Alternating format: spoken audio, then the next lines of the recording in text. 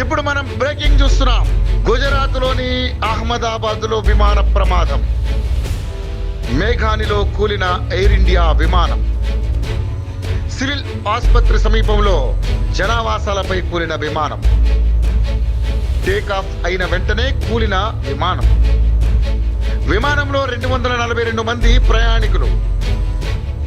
పరిసర ప్రాంతాల్లో దట్టమైన పొగలు.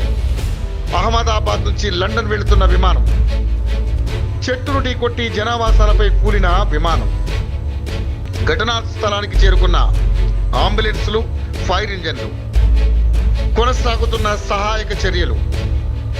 క్షతగాత్రులను ఆసుపత్రికి తరలిస్తున్న సిబ్బంది. సహాయక చర్యల్లో BSF సిబ్బంది. విమానంలో ఉన్న గుజరాత్ మాజీ సీఎం వినయ్ రూపానీ. ఘటనా స్థలానికి చేరుకున్న సీఎం భూపేంద్ర పటేల్ సూరత్. ఇప్పుడు మనం బ్రేకింగ్ చూస్తున్నాం.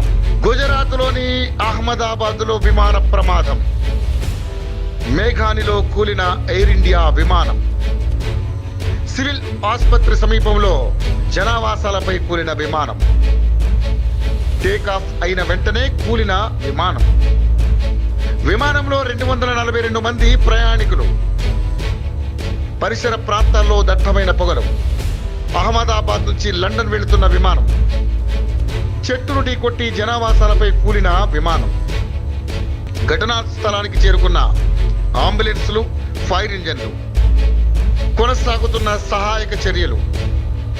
క్షతగాత్రులను ఆసుపత్రికి తరలిస్తున్న సిబ్బంది.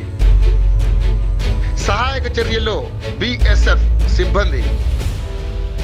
విమానంలో ఉన్న గుజరాత్ మాజీ సీఎం వినయ్ రూపానీ. ఘటనా స్థలానికి చేరుకున్న సీఎం భూపేంద్ర పటేల్ సూరత్.